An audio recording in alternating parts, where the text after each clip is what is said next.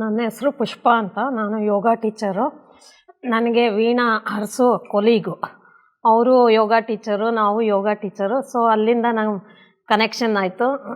ನಮ್ಮ ಕೊಲೀಗ್ಸ್ ಎಲ್ಲ ಇಲ್ಲಿ ಜಾಯ್ನ್ ಆಗಿದ್ದರು 2 ಇಯರ್ಸಿಂದ. ಅವರು ಆಮೇಲೆ ಹೇಳಿದ್ರು, ಪುಷ್ಪ ಆ್ಯಕ್ಚುಲಾಗಿ ನಮ್ಮ ಫಾದರ್ ಎಕ್ಸ್ಪೈರ್ಡ್ ಆದರು. ನಾನು ತುಂಬ ಡಿಪ್ರೆಷನ್ಗೆ ಹೋಗ್ಬಿಟ್ಟಿದ್ದೆ. ಆವಾಗ ನಮ್ಮ ಕೊಲೀಗ್ಸ್ ಎಲ್ಲ ಹೇಳಿದ್ರು, ವೀಣಾ ಮೇಡಮ್ಮು ಈ ಥರ ರಾಜಯೋಗ ಇದು ಮಾಡ್ತಿದ್ದಾರೆ, ನಡೆಸ್ತಾ ಇದ್ದಾರೆ, ನೀನು ಅದಕ್ಕೆ ಆ ಕೋರ್ಸಿಗೆ ಜಾಯಿನ್ ಆಗು, ಸ್ವಲ್ಪ ನಿನಗೆ ಯಾವ ಥರ ಎಕ್ಸ್ಪೀರಿಯನ್ಸ್ ಆಗುತ್ತೆ ಅದೆಲ್ಲ ತಿಳ್ಕೊ ಅಂತಂದರು. ಸೊ ನಾನು 5 ಮಂತ್ಸ್ ಬ್ಯಾಕು ಜಾಯಿನ್ ಆದೆ. ಆನ್ಲೈನ್ ಕ್ಲಾಸು ವೀಣಾ ಅರ್ಸ್ದು ಅವ್ರದ್ದು. ಅವರು ಆನ್ಲೈನ್ ಕ್ಲಾಸಕ್ಕೆ ಮುರಳಿ ಬುಕ್ಕು 1-2 ಸತಿ ಓದಿದೆ. ಅವಾಗ ನನಗೇನು ಅರ್ಥ ಆಗಲಿಲ್ಲ. ಆಮೇಲೆ ಅವರು ಸ್ಪೀಚ್ ಕೇಳಿದಾಗ ಅವ್ರದ್ದು ಆನ್ಲೈನ್ ಕ್ಲಾಸ್ ಅಟೆಂಡ್ ಯಾವಾಗ ಮಾಡಿದ್ನೋ, ಬುಕ್ ಓದಿ ಅವ್ರ ಕ್ಲಾಸ್ ಅಟೆಂಡ್ ಮಾಡಿದಾಗ ನಂಗೆ ತುಂಬ ಕ್ಲೀನಾಗಿ ಅರ್ಥ ಆಗೋಕ್ಕೆ ಶುರು ಆಯಿತು. ಯೋಗ ಅಂದರೆ ಏನು, ಧ್ಯಾನ ಅಂದರೆ ಏನು, ಸೇವೆ ಅಂದರೆ ಏನು, ಧಾರಣೆ ಹೆಂಗೆ ಮಾಡಬೇಕು, ಅಮೃತ ವೇಳೆಯಲ್ಲಿ ಯಾವಾಗ ಎದ್ದೇಳಬೇಕು, ಯಾವಾಗ ಇದು ಮಾಡಬೇಕು, ನೀವು ಸಂಕಲ್ಪ ಮಾಡಬೇಕು.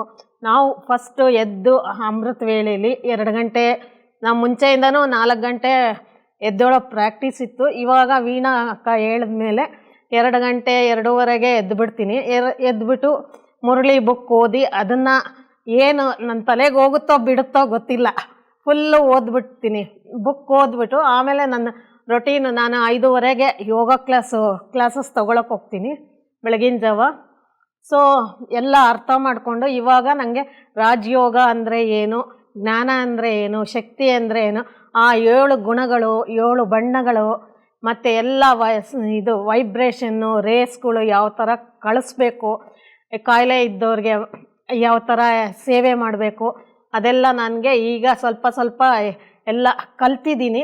ಆ ಸೇವೆನ ಮತ್ತು ಮನೇಲಿರೋವ್ರಿಗೂ ವೈಬ್ರೇಷನ್ನು, ಕೋಪ ಅಂತೂ ನನಗೆ ಜಾಸ್ತಿ ಬರೋದೇ ಇಲ್ಲ.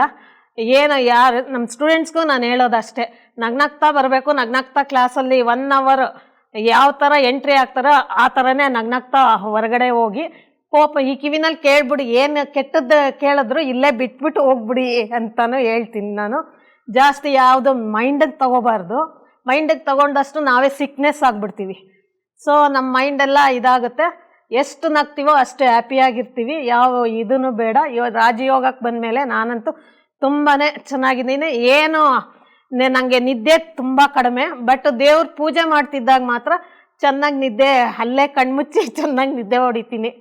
ಸೊ ಅದರಿಂದ ನಾನು ವೀಣಕ್ಕನ ಕೇಳಿದೆ, ಈ ಥರ ನಿದ್ದೆ ಮಾಡೋದು ಕಡಿಮೆ, ಏನು ಮಾಡೋದು ನಾನು? ಈ ಥರ ದೇವ್ರ ಪೂಜೆ ಮಾಡಿದಾಗ ಇದು ನಿದ್ದೆಗೆ ಏಕಾಂತಕ್ಕೆ ಎಲ್ಲೋ ಹೋಗ್ಬಿಟ್ಟಿರ್ತೀನಿ, ಆಮೇಲೆ ಎಚ್ಚರಿಕೆ ಆಗುತ್ತೆ, ಮತ್ತೆ ಶ್ಲೋಕ ಶುರು ಮಾಡ್ತೀನಿ. ಈ ಥರ ಎಲ್ಲ ತುಂಬ ಇಂಪ್ರೂವ್ ಆಗಿದ್ದೀನಿ. ಯಾರು ಬೇಕಾದರೂ ನಾನಂತೂ ತುಂಬ ಜನಕ್ಕೆ ಹೇಳ್ತೀನಿ. ನಾನು ನಮ್ಮ ಯೋಗ ಕ್ಲಾಸ್ ತೊಗೊಂಡ್ಮೇಲೆ ಶವಾಸನದಲ್ಲಂತೂ ಇದು ಯೋಗ, ರಾಜಯೋಗದ್ದೇ ನಾನು ಹೇಳ್ಕೊಂಡು ಹೋಗ್ತೀನಿ. ಆತ್ಮ ಅಂದರೆ ಏನು, ಜ್ಞಾನ ಅಂದರೆ ಏನು, ಎಲ್ಲ ತಾಳ್ಮೆ, ಸಹನೆ ಎಲ್ಲ ಇಟ್ಕೋಬೇಕು, ಪ್ರೀತಿ, ವಿಶ್ವಾಸ ಎಲ್ಲ ಪರಮಾತ್ಮನೇ ಬಂದು ನನ್ನ ಮನೆಗೆ ಬಂದು ನಮಗೆ ಟೀಚ್ ಮಾಡ್ತಾ ಇದ್ದಾನೆ. ಎಲ್ಲೂ 1 ಪೈಸೆ ಖರ್ಚಿಲ್ದಿರ ಎಲ್ಲ ಪ್ರತಿಯೊಂದೂ ನಾ ಕೂತಿದ್ದ ಜಾಗದಲ್ಲೇ ಪರಮಾತ್ಮ ಬರ್ತಾನೆ, ನನಗೆ ಹ್ಯಾಪಿ, ಖುಷಿ ಅಷ್ಟು ಕೊಡ್ತಾನೆ. ಇದು ಜ್ಞಾನ ಅಂತೂ ಅಷ್ಟು, ಜ್ಞಾನ, ಶಕ್ತಿ ಎಲ್ಲ, ಪ್ರೀತಿ, ಸಂತೋಷ ಎಲ್ಲನೂ, ಸಹನೆ, ತಾಳ್ಮೆ ಅಂತೂ ತುಂಬ ಇದೆ. ಯಾರು ಏನಂದರೂ ನಾನು ಈ ಕಿವಿನಲ್ಲಿ ಕೇಳಿ ಈ ಕಿವಿನಲ್ಲಿ ಬಿಟ್ಬಿಡ್ತೀನಿ. ತುಂಬ ಆರ್ಗ್ಯೂ ಮಾಡೋಕ್ಕಂತೂ ಹೋಗೋದೇ ಇಲ್ಲ ಒಂದು ಸ್ವಲ್ಪನೂ. ಎಲ್ಲ ಅಷ್ಟು ನೆಮ್ಮದಿಯಿಂದ ನಾನು ಇದು ಸರಿಸ್ಕೊಂಡು ಹೋಗ್ತೀನಿ. ನೋಡ್ತೀನಿ, ನೋಡೋದು ಕೇಳೋದು ಎಲ್ಲ ಅಷ್ಟೆ. ನಾವು ನೋಡೋ ದೃಷ್ಟಿನೂ ಅಷ್ಟೇ ಚೆನ್ನಾಗಿರಬೇಕು, ಕೇಳೋದು ಒಳ್ಳೆ ಮಾತುಗಳನ್ನು ಕೇಳ್ತೀನಿ.